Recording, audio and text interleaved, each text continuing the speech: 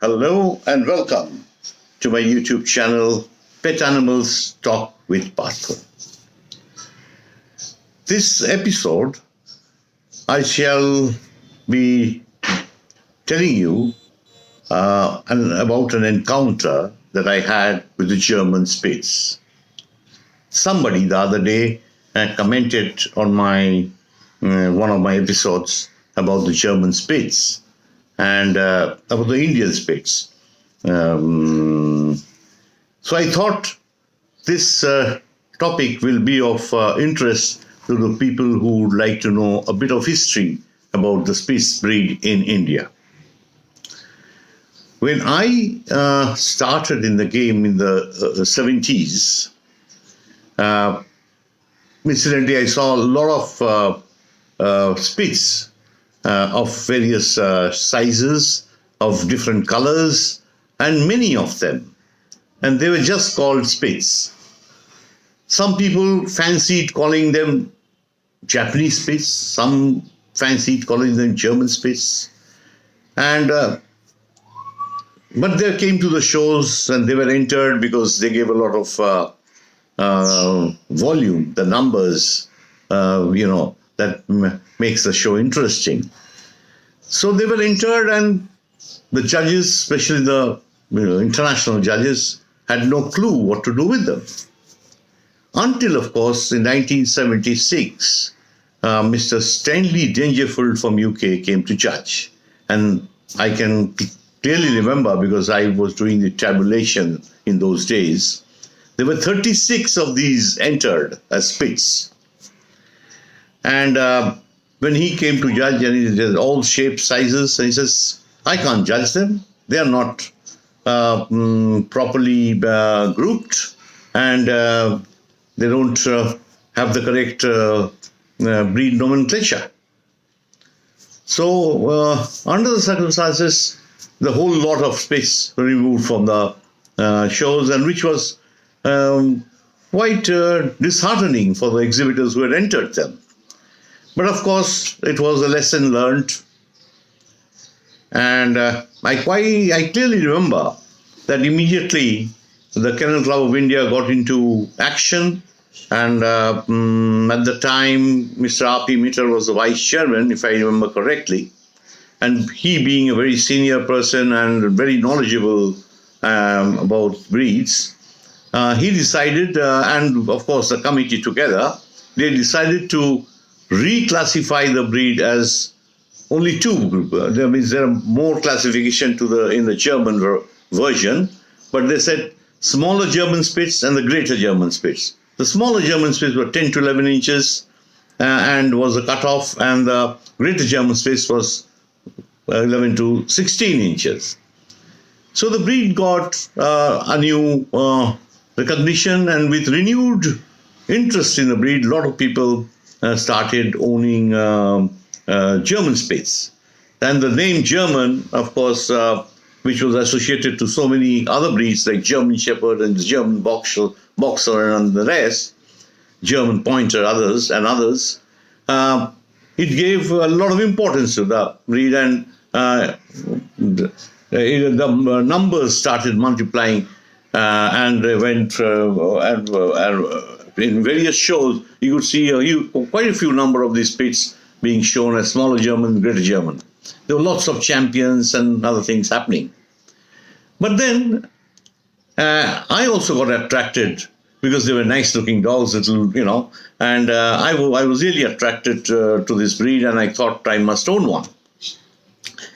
And since I was running a clinic, I would see a lot of these Spitz coming to my clinic for getting treated, vaccinated, and others. So one fine day, I was returning from the house of one of my relatives, and I was on a taximeter, cabriolet. Anyway, what happened was, as my taxi was standing in traffic, and I was looking outside the window, I saw a small retailer selling coal, and a small shop where underneath the staircase, it was inside a house. Underneath the staircase, I could see from my taxi there was a white Spitz, which should be German Spitz, and quite a big fellow, would be around 15 and a half or whatever. Nice, lovely looking dog, and he was barking and he was looking very smart. He attracted my eye. He looked really very good, even though he was quite, having coal all over his body, and the white dog never looked really white.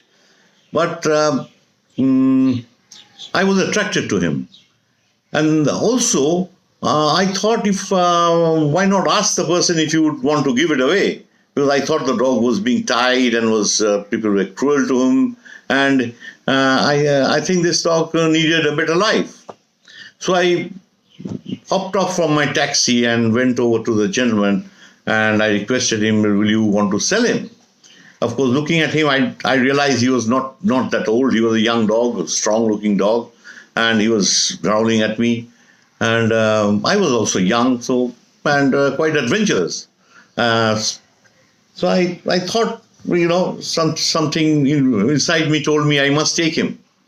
So I pursued the person, and first he said, no, you can't keep him. He attacks people and all that.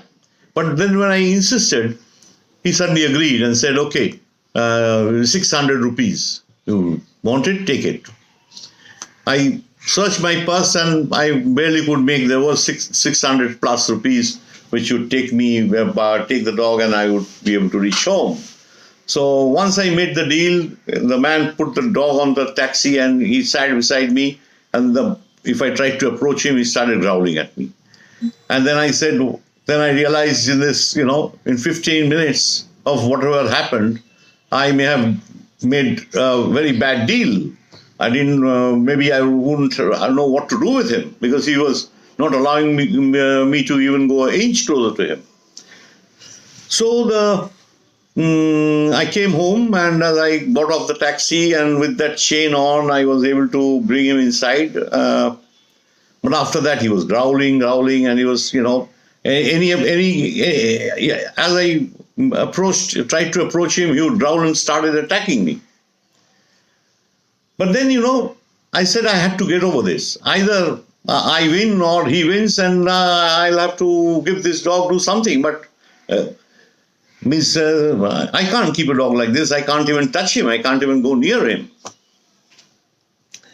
So I took him to one corner, and then, the chain just got loose, and then he started attacking me. He was just lunging at me, and with barred fangs, and he was a strong fellow. And I was just trying to save myself, and so I didn't, I said I had to win. The battle was on. He was in a corner, and I had cornered him, and then he was attacking me. So I didn't want to hit him with a stick or anything, that would hurt him, and I didn't really want to, hurt him beyond a point where I just needed him to surrender to me, to I be the master. He was just trying to overpower me, and I had to overpower him. So that was quite a vicious little thing that kept jumping at me, and then I started with my bare hands. I started slapping him here and there, and then after a few strokes, I was able to make him. The moment he growled, I hit him. The moment I growled, I hit him. But I was careful not to really hurt him. But then after some time, he realized that he had to give in to me, and he accepted me as his master, and he put his head down. And then I approached him, and I patted him, and I started winning his confidence. And after putting my hands over his head, and then he never objected. Then I put the chain on him and took him to the bathroom, where I put on the shower and everything, and gave him a big good bath.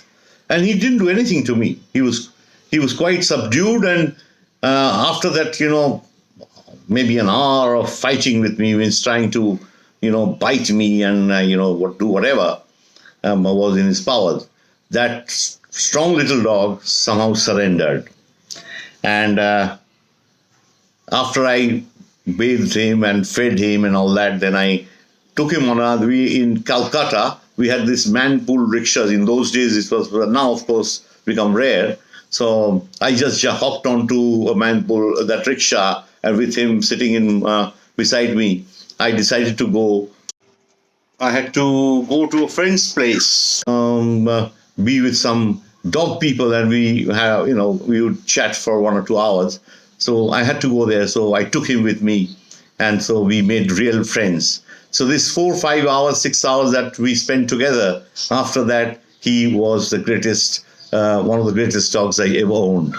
And that dog was just unbeatable in his breed. He was a great German Spitz. He was so powerful. He was so strong. He would give in to nothing. He was a real male dog, and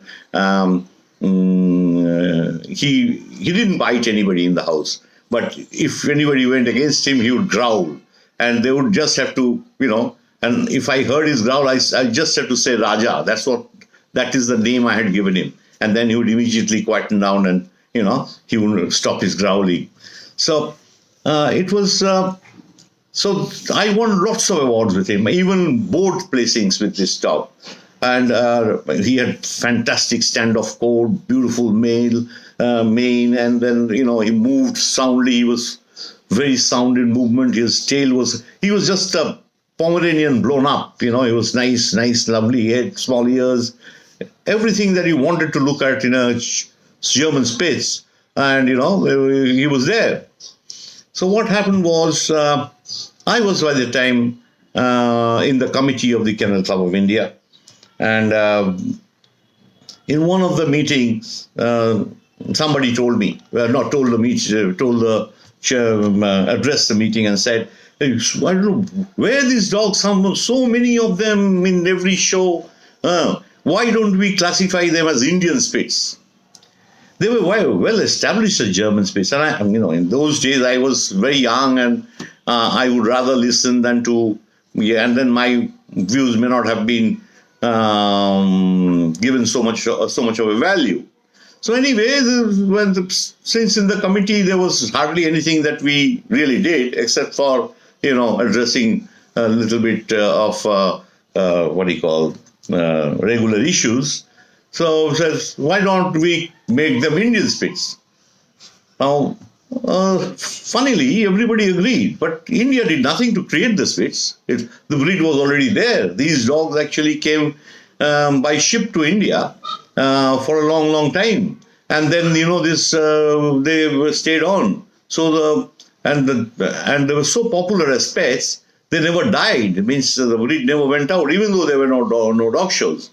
But then with dog shows and then classifying them as German Spitz, they were doing fine. But now the Kennel Club of India decided to reclassify them and make them Indian Spitz, smaller Indian and the greater Indian. That was the death nail, that was the last nail in the coffin for that breed. And the moment it was given the Indian name, the breed started dying out.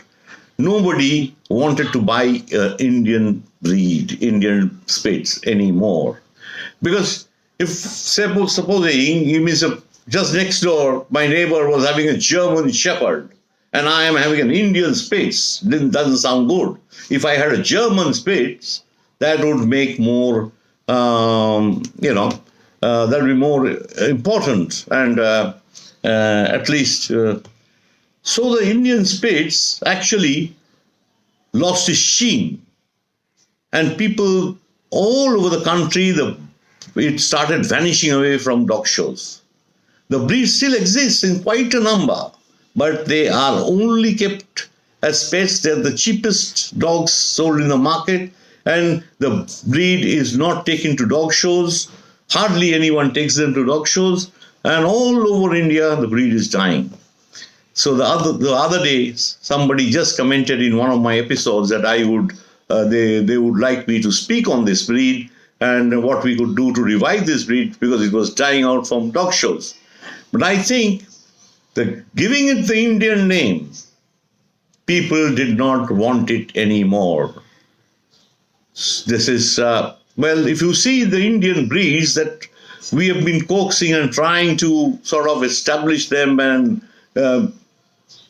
general people just don't want them. The entry fees are exempted, the registration charges are exempted, they're given all sorts of facilities, but people just don't want to own an Indian dog. They would rather prefer to go to a dog show with a foreign breed. Well, this is just my personal way of looking at it, and you can make your own assessments. But I, in no way, going to discourage the people who are campaigning for establishing the Indian breeds. I wish them all success, but I don't know how much success they will achieve in popularizing the breeds in the country, so that you see them at least in a few numbers in every other dog show. But as of now, there is nothing promising about it, because people just are not wanting to keep them. So that's the story of the Spitz that became German Spitz, and then became Indian Spitz, and then it has to go off shows and off. So after some time, people will forget the name, I'm sure, but maybe my video will be around and you can refer back and know a bit of history about this breed in India. Bye, and see you again at the next episode. Sure.